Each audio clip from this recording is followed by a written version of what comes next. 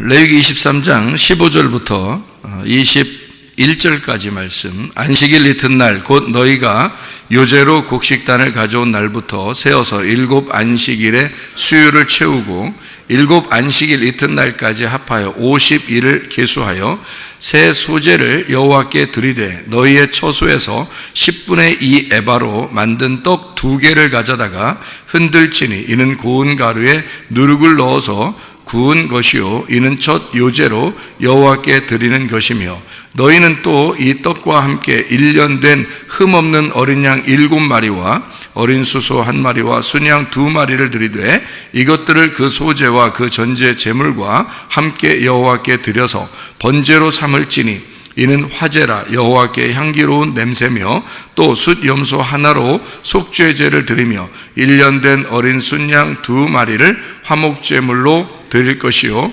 제사장은 그 첫 이삭의 떡과 함께 그 2마리 어린 양을 여호와 앞에 흔들어서 요제를 삼을 것이요 이것들은 여호와께 드리는 성물이니 제사장께 돌릴 것이며 이날에 너희는 너희 중에 성회를 공포하고 어떤 노동도 하지 말지니 이는 너희가 그 거주하는 각처에서 대대로 지킬 영원한 규례니라. 자, 이게 이제 오순절에 대한 이야기입니다. 그러니까 50일을 계산해 가지고 그 날짜를 지켜라 하는 게 오순절이라고 하는 그 내용이거든요. 레위기 23장에 보면 이게 굉장히 그 특징적인 게 하나 있어요. 이 오순절에 대한 이야기가. 오순절에 대한 이야기가 왜 이렇게 중요하냐면 오순절 그러면은 요즘에 보통 뭐라고 그러냐면 성령 강림절 뭐 이런 얘기들도 하고 그러거든요. 오순절, 뭐 성령 강림절 뭐 이런 얘기도 하는데요. 뭐 사실 성령 강림절 뭐 그래도 되죠. 뭐 말이야 뭐 만들기 나름이니까. 이제 성령 강림절이라기보다도 뭐라고 해야지 더 맞냐면 성령 충만절 이래야 더 맞는 얘기예요. 그러니까 성령 충만한 절기다 이렇게 해야 더 맞는 얘기인데요.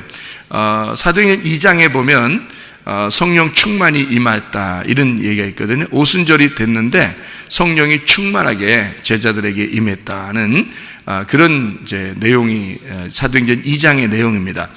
그 사도행전 2장은 그냥 있었던 게 아니라 요엘서 2장 때문에 나온 이야기예요. 그러니까 구약에서 분명히 뭔가 이야기가 있으니까 그것을 신약에서 이루는 그런 얘기들이거든요. 그리고 사도행전 2장의 오순절 날에 3,000명이 구원을 받습니다. 그 3,000명이 구원받은 것도 역시 구약에 있는 내용하고 이렇게 맞추어 가지고 나오는 그런 장면이에요.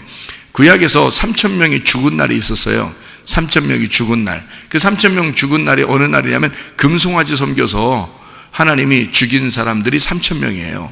그러니까 3,000명을 금송아지 섬겼다고 죽였고 오순절 날에 3,000명을 구원하는 겁니다. 그러니까 이게 두 개가 맞물려 있는 거죠. 그죠? 그러니까 이 두 개가 맞물려 있다는 얘기는 짝을 이루었다는 얘기예요. 이 말씀들이 이게 두 개가 뭐 남자 여자가 둘이 똑같아요? 안 똑같아요? 안 똑같다고 했죠. 안 똑같은데 둘이 만나면 어떻게 돼요? 둘이 뽀뽀하면 부부 되는 거예요. 그러니까 둘이 완전히 다른데 남자 여자가 완전히 다른데 둘이 뽀뽀하면 하나가 되거든요. 그래서 부부가 돼. 그러니까 여기 이제 구약에 3,000명을 죽이고 신약에 3,000명이 구원을 받아. 그럼 이 둘이 뽀뽀하면 어떻게 돼? 부부가 되는 거야. 그러니까 성경이 참 재밌게 생겼죠. 그렇죠? 그러니까 이게 둘이 이제 뽀뽀하게 되면 이게 짝을 이루어서 이게 부부가 되는데 어떻게 된 거냐면 이렇게 되는 거예요. 한쪽은 죽이고 한쪽은 살리는 거예요. 그러니까 한쪽은 죽이고 한쪽은 살리는 게 이게 이제 어디에서 일어나는 사건이 돼야 된다? 내 마음에서 일어나는 사건이 돼야 한다는 거죠. 그러니까 성경은 다 누구에게 쓴 거라고? 나한테 쓴 거니까. 그러니까 내가 성경을 볼 때 다른 사람을 쳐다보는 게 아니라 나를 비추어서 이 성경책이 나에게 거울이 돼야 되고 내가 바라보는 책이 돼요. 이 책이 나를 바라보고 나도 이 책을 바라보는 거죠. 그죠? 이렇게 돼야 되는 거야. 그러니까 성경에서 3,000명 죽고 3,000명 구원받았다면 내 속에서 어떤 건 죽어야 하고 어떤 건 살아야 된다는 것을 이야기하는 거죠. 그죠? 그러니까 어떤 건 죽어야 되는 거예요. 내 속에 금송아지 섬기려고 하는 것은 죽어야 된다는 거지. 그러면 그것이 죽으면 어떻게 돼? 하나님의 성령이 와서 나를 충만케 한다는 거예요. 그래서 나를 살리는 거야. 그러니까 금송아지 섬기는 게 뭐 여러 가지가 있죠. 뭐 욕심일 수도 있는 거고, 그죠? 금이니까 욕심일 수도 있는 거고, 자기 욕심이 죽어야 된다 이런 얘기 할 수도 있는 거고요. 그리고 우상숭배죠. 그러니까 우상숭배. 탐심은 곧 우상숭배다. 골로새 3장 5절에 말씀하고 있죠. 그러니까 탐심을 부린 거야. 그게 우상숭배야. 그러면 탐심과 우상숭배는 같은 거예요. 그러니까 우리가 욕심 부리면 안 돼요. 그러니까 그 선악과 먹은 게 어떻게, 뭐 때문에 먹었다고요? 욕심 부려서 먹은 거라고요. 선악과 먹은 게 욕심 안 부렸으면 안 먹었을 거 아니에요. 욕심을 부렸어. 그래서 먹은 거예요. 선악과를 어떤 욕심을 부린 거예요? 선악과를 보니까 먹음직, 보암직, 탐스럽게 하는 거예요. 이 세 가지가 뭐라고 요한일서 2장 16, 17절에는 말하고 있어요? 육신의 정욕, 안목의 정욕, 이생의 자랑이라고 말하고 있어요. 그러니까 이 선악과는 뭐냐면 육신의 정욕, 안목의 정욕, 이생의 자랑이에요. 그게 선악과예요. 여러분 속에 육신의 정욕, 안목의 정욕, 이생의 자랑이 있으면 그게 선악과예요. 그게 먹음직, 보암직, 탐스럽게 하는 거예요. 그걸 뭐라고 한마디로 말하면 탐심이라 그러는 거고, 그걸 욕심이라 그러는 거예요. 탐심과 욕심은 그러니까 도둑놈이죠. 그래서 도둑놈이라 그러는 거고, 그 도둑놈은 하나님을 죽이는 것이니까 살인하는 것이다, 그렇게 말하는 거예요. 그러니까 살인하는 것과 도둑놈과 탐심은 똑같은 거예요. 같이 나오는 거예요. 이게 다 뭐라? 선악과다 이 말이에요. 그러니까 그 선악과는 뭐 때문에 먹었어요? 선악과 왜 먹었어요? 탐심인데, 그 탐심 어떤 탐심이에요? 그 왜 먹은 거야? 모델라고. 너 모델래. 그러니까 너 모델래 하는데, 나 뭐 될 거야 하면서 먹은 게 있어요. 그 선악과가 모델라고 먹은 거예요. 하나님 되려고 먹은 거예요. 그러니까 금송아지를 섬기는 자체가 우상숭배라고 하는 이유가 바로 뭐냐면, 그 탐심이 우상숭배라는 이유가 뭐냐면 네가 하나님 되려고 한다 그 말이에요. 그러니까 네가 하나님 되려고 하는 그 의미가 뭐예요? 그러니까 선악과가 뭔지를 정확하게 우리가 깨닫는 거예요. 지금 얘기하는 게 선악과라고 하는 게 이런 거다라고 하는 걸 제가 설명해 드리는 거예요 지금 여러분. 그러니까 선악과는 뭐냐면 네가 하나님 되려고 그러는 거야. 그럼 네가 하나님 되면 어떻게 하려고 그러는 건데? 너 하나님 돼서 뭐 하려고? 하나님 되면 어떻게 하려고 그러면 자기가 뭔가 좀 하려고 그러는 거야. 자기가 뭔가 하려고 하는 거를 금송아지라 그러고 우상숭배라 그러는 거야. 그걸 하나님의 입장에서는 하나님의 일을 갖다 넘어왔다 네가. 넘어왔다 네가. 그래서 탐심이라 그러는 거예요. 무슨 말인지 알겠죠? 그러니까 하나님은 그러면 반대로 해야 되겠죠? 반대로. 네?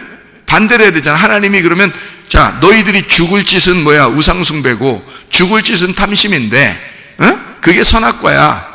그건 네가 나를 넘어온 거야. 그러니까 네가 열심히 하려고 한 거 아니야. 네가 스스로 하나님으로서 뭘 하려고 하는 거 아니야. 그걸 우상숭배라 그런다니까. 그게 탐심이고 선악과야. 그러면 하나님은 그거 하지 말라고 그러는 거 아니에요. 그거 하지 말라고. 그러면 어떻게 된다? 3,000명이 죽으니까, 그죠? 3,000명이 죽으니까 3,000명 살리는 일을 해야 될 거 아니에요, 하나님은. 그래서 3,000명 살리는 일은 어떤 거냐 그러면 반대로 해야 될 거 아니에요. 자, 탐심을 부리지 말아야 되겠죠. 우상숭배하지 말아야 되겠죠. 선악과 먹지 말고 생명나무 먹는 날이 돼야 되겠죠. 그러니까 반대로 돼야 되니까, 그죠? 그러니까 둘이 뽀뽀하면 한 부부가 된다니까. 이 구약과 신약이 뽀뽀하면 한 부부가 되는 거야 그냥. 그래가지고 자, 반대로 얘기하는 거예요. 그러니까 성령 충만을 받으면 이렇게 되는 거예요. 너 죽지 않고 산다는 얘기고요. 생명을 얻는다는 얘기고, 생기가 들어온다. 그게 성령이에요. 성령이 충만하게 된다는 얘기야. 그러니까 우상숭배 안 하게 되고, 탐심 안 하게 되고, 욕심 안 부리고 말이에요. 겸손하게 되고, 자기를 가난하게 심령을 비우게 되고, 그리고 생기가 불어와서 자기를 이렇게 영적으로 하나님과 동행하도록 부유하게 그렇게 만들어준다는 거죠. 그러니까 요게 이제 반대적이죠. 그러니까 우리가 욕심 부리지 않고 먹음직 보암직 탐스럽게 하는 이 땅의 것을 구하지 않고 생명나무에 대하여 먹음직 보암직 탐스럽게 만들어 놓는다는 거지. 그러니까 반대로 만들어 놓는 거니까. 그죠? 그게 어떤 날이냐면 3,000명 구원받는 오순절이라는 거지. 그게. 그러니까 선악과 먹는 거하고 굉장히 비슷한 날에 이루어지는 거죠. 그러니까 봐요. 선악과 먹는 거하고 반대로 만들어 놓는 날이 오순절 날이야. 그래서 오순절 날이 굉장히 중요한 거예요. 오순절 날이. 그러니까 오순절 날에는 뭐 때문에 있는 거라고요? 뭐 때문에 있는 게 오순절 날이라고요? 죄를 지어 선악과를 먹었기 때문에 생겨나는 날이 오순절 날이라고요. 그렇게 보니까 그렇기도 하네 이렇게 생각이 되죠, 그죠? 그걸 제가 설명을 해드리려고 그러는 거예요. 그러니까 오순절 날을 어렵게 왜 만들어놨나 하나님이, 왜 이렇게 오순절 날을 만들어놨나 이렇게 생각하는 게 여러분 복잡한 게 아니고요. 이 날을 어떤 날하고 이렇게 맞춰놓으면 딱 맞냐면 선악과 먹는 날하고 딱 맞춰놓으면 딱 오순절 날이 반대로 이루어진 날이에요. 그러니까 선악과 먹는 게 뭐라고? 탐심이고 우상숭배고 3,000명 죽은 날이라고. 그러면 예수님이 이제 우리에게 오셔서 성령 충만하게 하셔서 3,000명이 구원받는 날, 하나님의 성령의 충만이 임하는 날, 이렇게 바꾸어가지고 우리 욕심이 다, 탐심이 사라지고 우상숭배가 사라지고 내 속에서 우상숭배가 죽고 탐심이 죽고 이 속에 있는 선악과가 죽으면 생명나무가 남게 되고 우리에게 생기가 불어와서 성령의 충만이 이루어지는 날, 이거를 오순절 날이라고 그런다. 이렇게. 그게 다 어디 이루어지는 사건이다? 내 마음에서 이루어지는 사건이다. 그러니까 내 마음 안에 3,000명이 죽고 내 마음 안에 3,000명이 부활하는 것이다 이 말이에요. 이게 성경에 이제 둘이 뽀뽀한 거죠. 둘이 뽀뽀해가지고 둘이 부부가 된 거야. 3,000명 죽고 3,000명이 부활한 거지. 이렇게 살아나는 역사죠. 그 뽀뽀하는 장면이, 성경 뽀뽀하는 장면이요, 또 한 군데 나오는데, 광야에서 이스라엘 백성들이 다 죽어요, 안 죽어요? 죽어요. 그러면 다 죽었으면 거기서 나온 사람들 중에서 죽은 사람들이 많아요. 꽤 많아요. 애굽에서 나와가지고 광야에서 다 죽었잖아요. 누구만 빼놓고 다 죽었어요? 여호수아와 갈렙만 빼놓고 다 죽었어요. 그리고 광야에서 다 태어났거든요. 그럼 우리가 생각할 때는 광야에서 다 죽는데 큰일 났다. 우리 뭐 구원받을 사람도 별로 없고 다 죽는가 보다. 그러니까 성경은 그렇게 보면 다른 사람에 대해서 보는 거잖아. 그러면 안 되죠. 누구를 보라겠어요? 나를 바라보는 거지. 그럼 광야에서 죽는 게 어디서 일어나는 사건이야? 내 마음에서 일어나는 사건이라고요. 그러면 광야에서 죽어야 되면 나머지 여호수아 갈렙이 살아나서 가나안 땅에 들어가게 되겠죠. 그러면 내 속에 죽는 것이 있어야 살아나서 가나안 땅에 들어가는 게 있는 거지. 그러니까 내 육체적인 삶, 애굽을 바라보는 그 삶은 내 속에서 죽어야 하고, 내 속에서 뭐가 살아나야 된다? 가나안 땅을 그리워하고 가나안 땅을 바라보는 소망을 가진 믿음이 살아나야 된다, 그 말이지. 그렇죠? 그러면은 광야에서 죽은 사람들은 뭐예요? 진짜 죽었잖아요. 근데 죽은 사람들 중에서 구원 한 명도 못 받았을까? 여러분 생각해 보세요. 광야에서 죽은 사람들이 누구예요? 모세, 그리고 아론. 다 광야에서 죽었어요. 가나안 땅 못 들어갔어요. 광야에서 다 죽었다고. 그러면 모세하고 아론하고 하늘나라 올라가면 없겠네. 우리가 하늘나라 올라가면 모세하고 아론은 못 찾겠네. 그러면 그렇게 성경을 보면 어떻게 해요? 말이 안 되죠. 이게 모세 분명히 있다니까요. 모세와 이 엘리야가 그 예수님 변화산상에서요, 모세와 엘리야가 내려오잖아요. 그 하늘에서 영적 세계에서 이렇게 와가지고 예수님하고 대화하는 장면, 베드로가 깜짝 놀래가지고 거기다 집 짓고서 막 살자고 하잖아. 너무 빛이 나고 좋으니까. 그러니까 모세와 엘리야가 내려온 이유가 있어요. 왜요?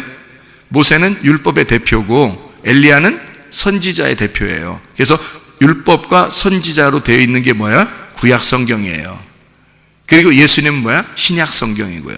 그러니까 거기 모세와 엘리야, 예수님이 세 명이 합치면 성경책이 되는 거예요. 그래서 변화산상에 성경책이 있는 거야. 하나님 말씀이 거기서 완성되는 거야. 그러니까 그게 천국이 된 거지. 그 말씀이 완성되니까 천국 되죠.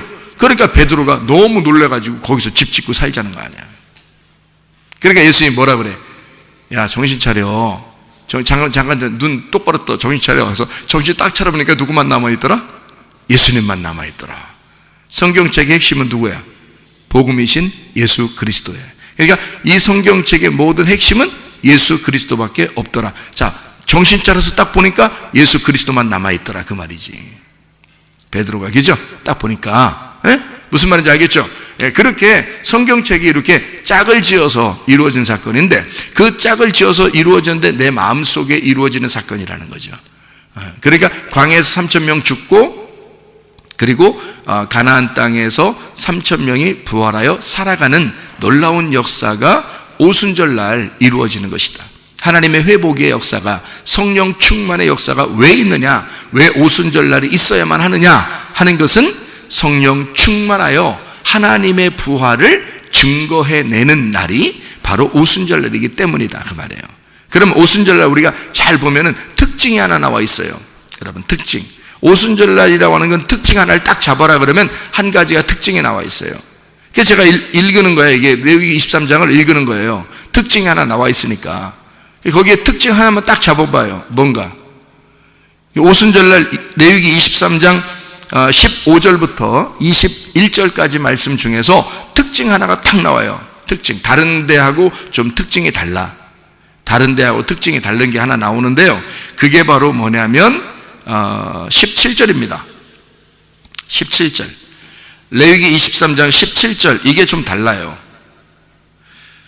거기에 뭐가 있냐면 특징이 뭐냐면요. 떡 2개를 가져다가 이렇게 되어 있거든요. 떡 2개를 흔들어서 고운 가루에 뭐를 섞어요? 누룩을 섞어가지고요. 구워서 요제로 하나님 앞에 드리는 것이다. 이렇게 되어 있습니다. 모든 절기에는 사실 누룩이 섞인 것은 안 돼요. 모든 절기에는요, 누룩이 섞인 것을 드리면 안 되거든요. 근데 오순절 날만 딱 드리게 돼 있어요. 누룩 섞인 거를. 레위기 2장 11절을 봐요. 레위기 2장 11절 뭐라고 돼 있나요? 2장 11절에 보면 이렇게 돼 있어요. 너희가 여호와께 드리는 모든 소제물에는 누룩을 넣지 말지니 너희가 누룩이나 꿀을 여호와께 화제로 드려 사르지 못할지니라. 이렇게 돼 있어요. 그러니까 누룩과 꿀을 하나님 앞에 예배로 드려서는 안 된다. 이렇게 나와 있거든요. 그런데 오순절날의 특징을 보면 레위기 23장의 17절에 오순절날 특징을 보면 누룩을 섞어다가 하나님 앞에 드리래요. 그럼 원래 누룩이라고 하는 것은 좋은 거예요? 나쁜 거예요? 나쁜 거거든요. 누룩이라는 건 원래 나쁜 거예요. 그런데 누룩이 나쁜데 누룩이 좋은 누룩이 있어요, 여러분. 저는 이제 그거를 어떻게 알았냐면 우리 집사람이 빵을 잘 만들어요. 빵을 참 잘 만들어요. 그 다른 사람들보다 기술이 좋아요. 그리고 연구를 많이 해요. 저희 집사람이 이렇게 보면 연구를 많이 해. 그러니까 말씀에 대해서는 제가 연구를 많이 하는데 이 집에서의 빵에 대해서는 우리 집사람이 연구를 많이 해요. 그러니까 생명의 영적인 빵은 내가 연구를 많이 하는데 입으로 들어가는 빵은 우리 집사람이 연구를 많이 하거든요. 그래서 연구를 하는 걸 이렇게 가만히 옆에서 이제 지켜본단 말이에요. 왜냐면 제가 빵을 좋아하니까 그냥 육신적인 빵도 좋아하고 생명의 빵도 좋아하거든요. 그러니까 이 빵을 좋아해서 가만히 이렇게 만드는 걸 쳐다봤어요. 그랬더니요, 손이 많이 가더라고요. 손이 많이 가. 뭐 손이 가요, 손이 가 이렇게 그 빵에 손이 자꾸 이렇게 가는데 이 빵에 손이 가기 전에 빵이 만들어 나올 때는요, 구워서 그냥 딱 나오면 되는데 그 전에 재료를 준비하는 데 보니까 굉장히 손이 많이 가더라고요. 근데 그 중에서 가장 중요하게 생각하는 게 바로 누룩이더라고요. 가장 중요하게 생각하는 게 누룩이더라고요. 그래서 제가 누룩은 원래 성경적으로 보면 좋은 게 아니거든요. 그런데 누룩을 가만히 이렇게 보니까 누룩이 손이 많이 이렇게 가더라고요. 누룩이 이제 효소거든요. 효소인데 여러분이 이제 알듯이 그 효소가 어떻게 보면 균이잖아요. 곰팡이, 균 이런 거거든요. 그런데 여러분 된장이나 고추장, 간장 이런 거를 옛날 우리나라 그 선조들이 만들 때 그게 다 어떻게 된 식품들이죠? 그 된장, 고추장, 간장 이게 다 뭘로 어떻게 만들어 놓는 거예요? 발효시켜서 만든 거거든요. 발효를 시키면 뭐가 떠요? 누룩이 뜨는 거예요. 그러니까 누룩이라는 게 거기에 있는 된장, 고추장, 간장에 있는 누룩들은 다 어떤 거예요? 나쁜 거예요? 좋은 거예요?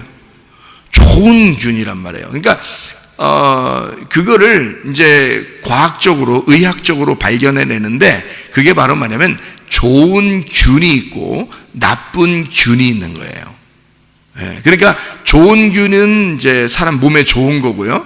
나쁜 균은 사람 몸에 해를 끼치는 거란 말이에요. 그러니까 균이 침투했다고 해서 나쁜 것만 있는 게 아니라 좋은 균도 있다는 거죠. 그러니까 나쁜 균과 좋은 균이 우리 몸속에 항상 공존하면서 싸우는 거예요.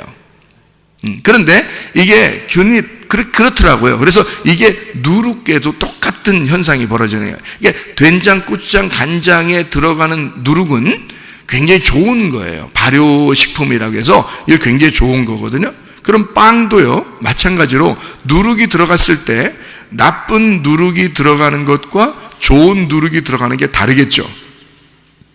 빵이 상하면 나쁜 균이 생긴 거예요.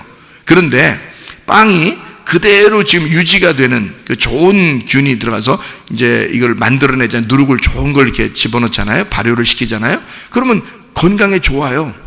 이 빵도 소화도 잘 되고. 그게 어떻게 만들어내는 걸 제가 가만히 옆에서 지켜봤어요. 근데 우리 집사람이 내가 말씀을 연구하는 걸 지켜보는 건 별로 안 하는 것 같더라고. 근데 나는 내가 말씀을 연구하는데 옆에서 빵을 만들어내고 이 빵을 자세히 이렇게 연구하는 걸 이렇게 봤거든요. 그랬더니 이렇게 하더라고요.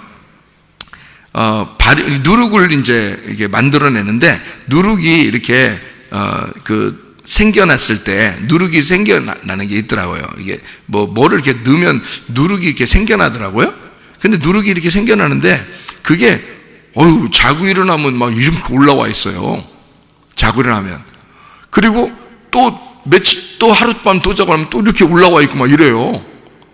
그래서 거기다가 보니까 표시를 이렇게 해놓더라고. 딱 처음에 딱 이제 딱 놨을 때 그때 이렇게 딱 이렇게 줄을 쳐놓더라고요. 그런데 한나절이 되면은 갑자기 막 이렇게 올라와 있어요. 그래서 줄을 또 그 위에다 딱 치더라고요. 그러더니 또 보니까 또 한나절이 지나면 또 그 위에 이렇게 올라와 있어요. 그러니까 누룩이요, 엄청나게 빨리 자라나는 거예요. 막 팍팍 올라가는 거예요. 이렇게. 야, 이 누룩이라는 게 이게 대단한 거구나. 그걸 이제 보게 된 거거든요. 직접 제가 눈으로 이렇게 보니까. 그런데요, 빵을 만드는데 말이에요. 참 희한하게 며칠이 지나니까 누룩이 이만큼 형성했는데 거기다가 밥을 이렇게 주더라고요. 그러니까 더 이렇게 막 생겨나요. 또 밥을 주니까 또 밥이, 그러니까 누룩도 밥을 먹어. 그러니까 밥이 이제 뭐 쌀을 먹는 게 아니라 이제 밀가루를 주는 거죠. 빵이니까, 빵 만드니까 이게 밀가루를 이렇게 주니까 뭐 점점 또 밀가루를 주면 막 이렇게 막 이게 부풀어 올라요. 누룩 때문에 그런 거거든요. 그랬더니 가만히 이제 그 빵을 만드는가 보다 이렇게 했더니요, 그러지 않더라고요. 이 위에 있는 누룩을요 싹 긁어요. 그러니까 이게 빵이 이게 누룩이 이렇게 올라왔는데요, 위에를 싹 걷더라고요. 그러더니 버려. 그래서 밑에 바닥에만 살짝 남은 게 있어. 그러니까 바닥 다 긁어내니까 바닥에만 싹 그 누룩이 이렇게 붙어 있더라고요. 거기다가 밀가루 밥을 주더라고. 그 다음날 일어나니까 또 이렇게 돼 있어. 네. 그러더니 또 며칠 지나니까 또 이걸 또 싹 걷어내? 그래서 위에 싹 버려요. 아까워 죽겠어. 그거로 빨리 빵 만들었으면 좋겠는데 아까운데 자꾸 그걸 걷어내더라고요. 그러더니 그 바닥에 또 남아있는 거를 또 이렇게 키우는 거예요. 그러니까 우리 집사람이 볼 때 이게 자기 애기래요. 자기 애기. 애기를 키운대, 애기를. 그래서 그게 그 누룩이라는 애기를 점점 키우는데 위에 있는 그걸 커지면 걷어내고 또 이게 그 바닥에 있는 걸 또 밀가루를 줘가지고 이걸 키우더라고요, 이렇게. 나중에 보니까 이게 왜 그러는가 물어봤더니 그렇게 위에 있는 걸 걷어내는 건 힘이 없대요. 이게 힘이 없는데 아주 강력한 다 걷어내면 이게 강력한 이게 살아남으려고 강력한 힘을 발휘한다네요. 이 효소가 그러면서 또 밥을 이제 주면은 이게 막 그 힘이 있는 그 강력한 누룩이 자라나는 거예요. 더 힘을 내는 거죠. 그래서 이게 이제 뭐냐면 몸 속에 들어가서 우리의 효소가 좋은 효소로서 바뀌는, 그러니까 우리의 속에 좋은 균, 유산균이죠. 좋은 유산균이 형성된 그 힘이 강한 균을 이제 만들어내는 거예요. 그 보니까. 그래서 실제로 그걸로 빵을 만들잖아요. 그렇게 만들면 약간 시큼시큼한 냄새가 나는 빵이 나오더라고요. 그런데 맛있어요. 그리고 소화도 잘 돼요. 그게 건강을 가져온다는 거예요. 그래서 제가 봤더니 성경을 보니까 뭐라고 나와 있냐면 묵은 누룩을 제거하라 이렇게 돼 있어요. 성경에. 그리고 새 누룩으로 살아라 이렇게 돼 있거든요. 그러니까 묵은 누룩을 제거하고 새 누룩으로 살아라 하는 말이 있는데 그게 빵을 만들 때 이루어지는 이야기를 여기 성경에 써놓는 거더라고. 보니까 빵 만들 때 그러니까 묵은 누룩을 자꾸 제거하면서 새로운 누룩으로 이렇게 만들어내는 게 바로 뭐냐면 성경적인데 새 누룩으로 살아라 라는 것이 좋은 누룩이 있더라는 얘기예요. 성경에 좋은 누룩이 있더라. 그 좋은 누룩은 어떻게 형성되냐면 천천히 느리게, 그러니까 누룩도 천천히 자연적으로 느리게 이루어지는 누룩이 있더라는 거예요. 그런데요, 우리가 보통 이제 가게에서 사는 누룩이 있죠. 가게 사가지고 얼른 집어넣고서 막 확 이렇게 일어나면은 막 만들어내는 그런 게 있어요. 그러니까 식물로부터 곡식으로부터 그 누룩을 뽑아내가지고 직접 밀가루라는 밥을 주면서 만들어내는 효소가 있고요. 그게 성경적인 효소입니다. 누룩, 천천히 느리게 만들어내는 누룩이에요. 그런데 효소가 가게에서 사가지고 막 이미 돼 있는 게 있어요. 그걸 이제 뭐라고 그러면 이스트라 그래. 이스트 알죠?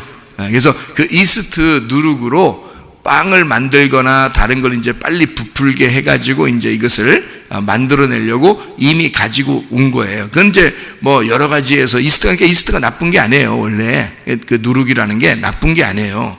그러니까 성경적으로 볼 때 좋은 누룩을 천천히 발효시켜서 만들어낸, 그러니까 곡식을 가지고 천천히 발효를 시켜서 만들어낸 누룩이 있어요. 그걸로 빵을 만들면 좋은 유산균이 생겨납니다.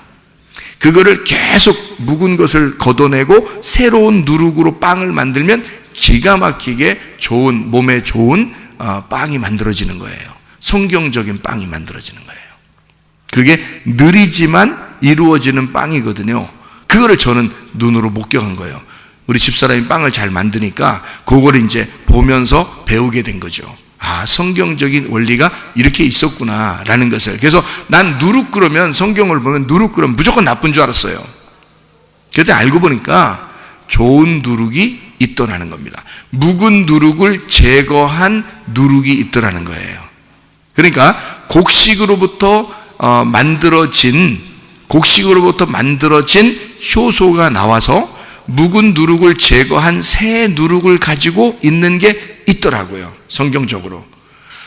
그것을 제가 눈으로 목격을 한 거거든요.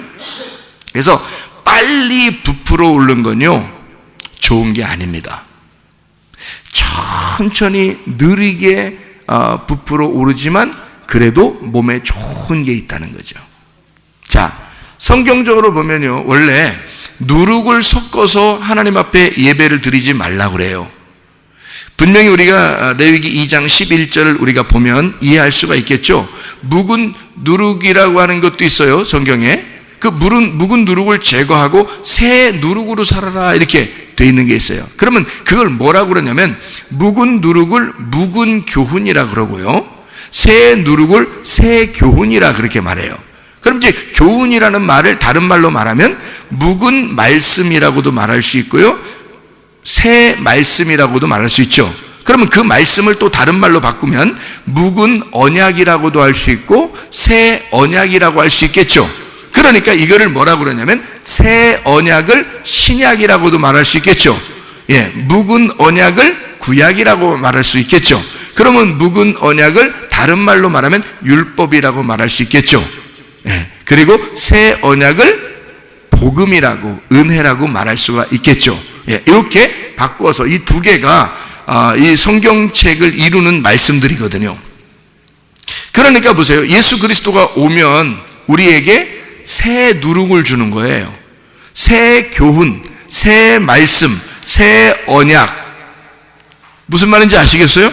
그러니까 이게 바로 그 새 언약을 주는 날, 새 언약을 받는 하나님의 계명이 구약에 있는 10계명을 받은 것을 신약에서 새 계명으로 바꿔가지고 주는 날이 어느 날이냐? 오순절이에요.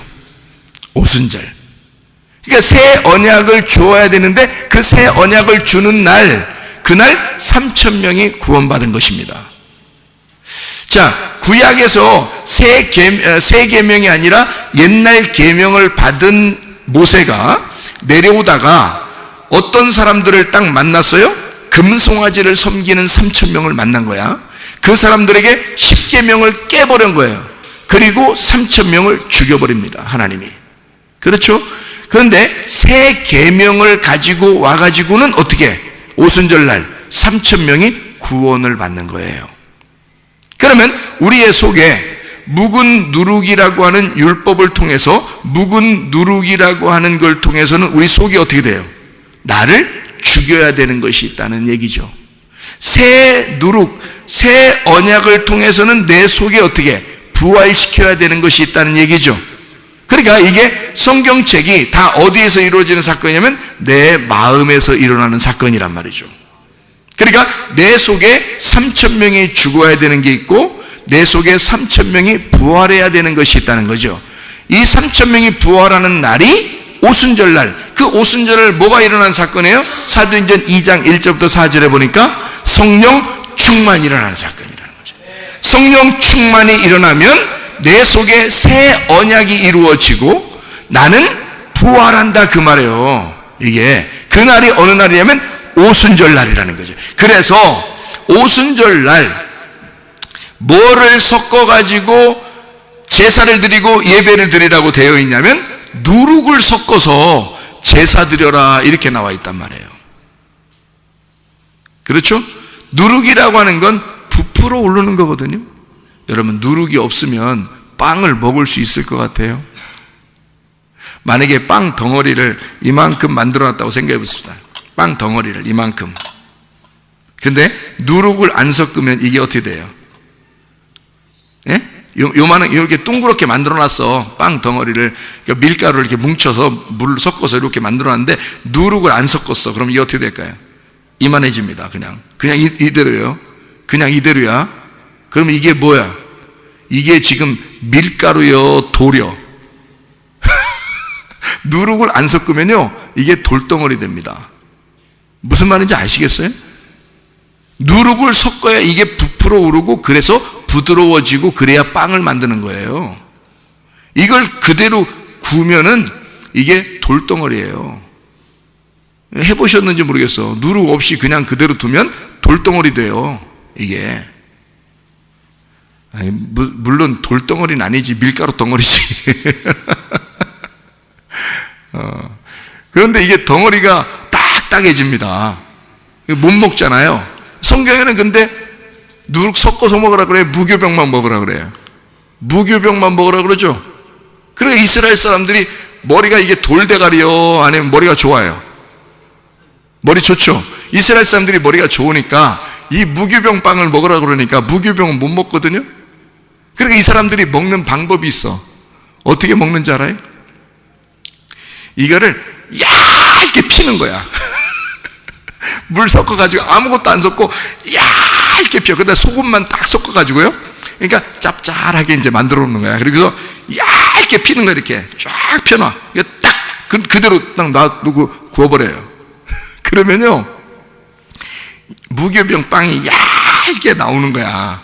그러면요, 톡톡 끊어지면서 이게 과자처럼 맛있어. 이스라엘 사람들이 그렇게 먹고 있어요. 무교병을. 누룩을 섞으면 안 되니까. 누룩을 섞어서 먹으면 이런 절기 때 먹으면 안 되거든요. 그러니까 무교병만 먹게 돼 있거든요. 무교절 이런데 무교병만 먹게 돼 있어. 그러니까 이게 그렇게 돌덩어리처럼 뭉쳐놓고 못 먹으니까 이거를 얇게 펴가지고 말해요. 참, 이게 그러니까 아무것도 섞이지 않은 그 빵 대신 예수 그리스도가 눌려서 쫙 펴져가지고 우리의 입속에 들어가 맛있는 빵이 되셔. 예수님이. 그게 모든 절기에 무교병 빵을 먹으라 그렇게 돼 있는 거거든요. 근데요, 희한하게 레위기 23장에 보면 오순절 날만 누룩을 섞어서 먹으래요. 부드럽게 누룩을 섞어서 제사를 드리라는 거예요. 오순절 날만큼은. 그게 참 뭘까? 오순절 날만 이러래요. 그러니까 아까 분명히 얘기했죠. 구약의 언약과 옛 언약과 새 언약이 바뀌어진 새 언약, 구약의 언약이 새 언약으로 바뀌어진 그 언약의 날, 새 계명을 주는 날, 이것이 오순절 날이라겠죠. 그러니까 새 계명을 주면 누가 구원을 받는 거예요? 죄인들이 구원을 받는 날이에요. 죄인들이 누룩이 섞여진 것은 원래 하나님 앞에 받아들여지지 못해. 그래서 예수님은 하늘에서 이 땅에 오실 때 누룩이 섞여진 빵으로 오신 게 아니라 무교병으로 오신 분이에요. 무교병이라는 게 아무것도 안 섞인 거라는 말이에요. 누룩이 섞이지 않았다 해서 무교병이라고 그러거든요. 아무것도 섞이지 않은 거를 성경에서는 뭐라고 그러냐면 순수하다 그래요. 깨끗하다. 그래서 그거를 거룩하다 그렇게 말하는 것입니다. 그러면 깨끗하고 순수하고 거룩하다는 것을 뭘로 표현했죠? 성경에서는 깨끗한, 순수한, 거룩한 영. 그게 뭐예요? 성령이라고 그래요. 그러니까 성령의 충만을 받으라. 에베소 5장에 나와 있는 말이죠. 에베소 5장에 성령의 충만을 받으라. 그 말은 뭘 받으라는 거예요? 무교병을 받아라 그 말이에요. 무교병이 누군데? 예수님이니까 아무것도 섞이지 아니한 순수한 깨끗한 거룩한 말씀이신 예수님을 받아라. 이게 성령 충만하거라 그 말이거든요. 그러면 성령 충만이 그거야. 그러면 뭐 하지 말고 성령 충만 받으라요? 술 취하지 말고 성령 충만 받으라 그러잖아요. 그러면 술이 뭐요? 술은 뭐가 들어가 있어요? 누룩이 들어간 게 술이에요, 여러분. 누룩이 들어간 게 술이야.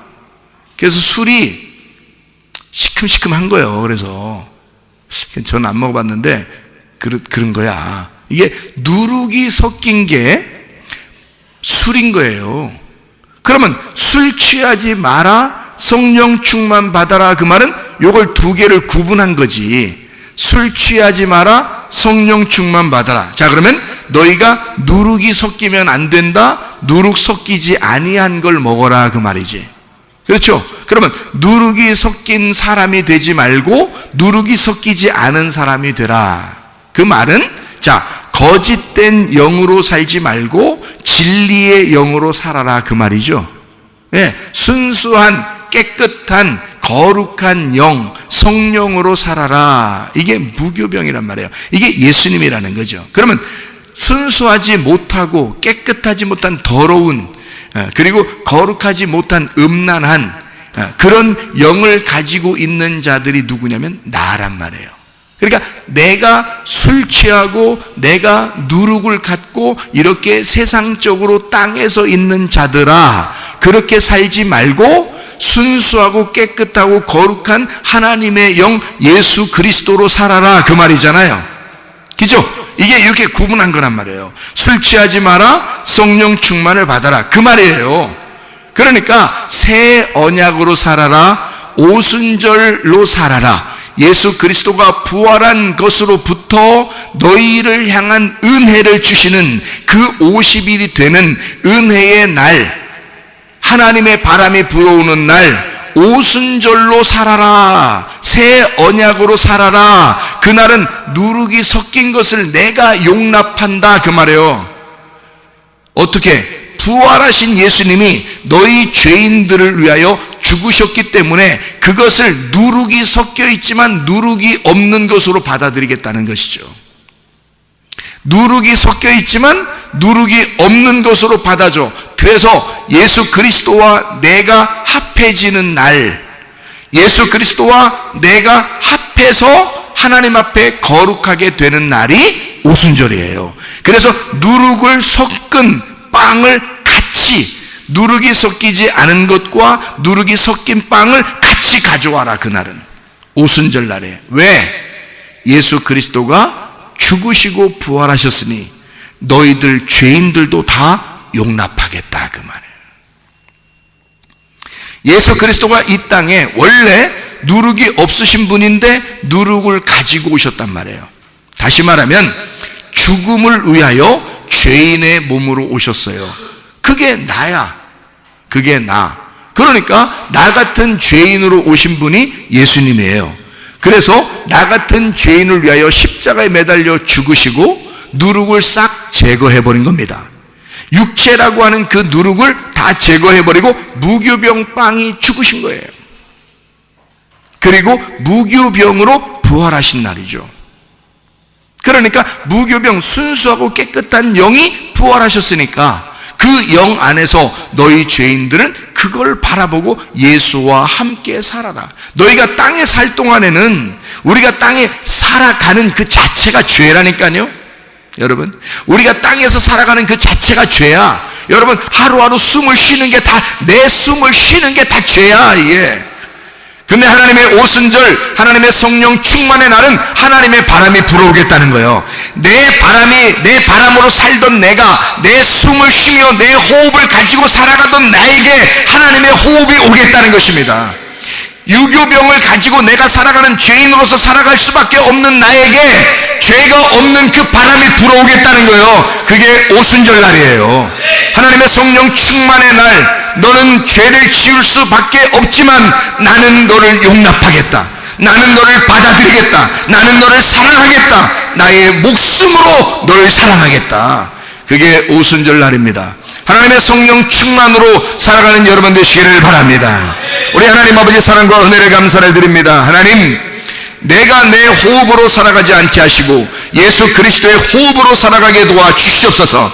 하나님의 생기가 불어와 살아가게 도와 주시옵소서. 우리에게 새 언약을 주시는 날, 하나님의 놀라운 계명이 우리에게 임하는 날, 하나님의 성령으로 충만하여 살아갈 수 있는 주의 사람들이 다 되게 도와 주시옵소서. 주님께서 너를 복주시고 너를 지키시기를 원하며, 주님께서 그분의 얼굴을 내게 하셔서 내게 은혜 베푸시기를 원하고, 주님께서 그분의 얼굴을 내게 하셔서 내게 평강 주시기를 원하노라. 이제는 우리 주 예수 그리스도의 은혜와 하나님의 사랑과 성령의 교통하심이 교회와 가정에 영원토록 함께할 지어다. 아멘.